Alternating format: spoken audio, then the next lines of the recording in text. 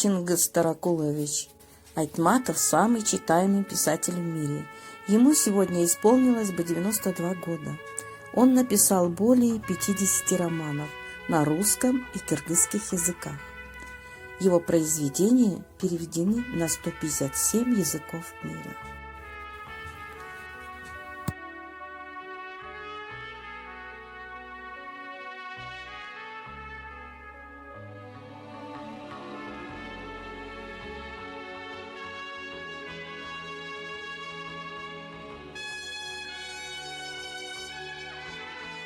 Своих героев писатель не выдумывал, они жили рядом с ним. И каждый сюжет Айтматова – это отдельный человек и жизнь кыргызского народа.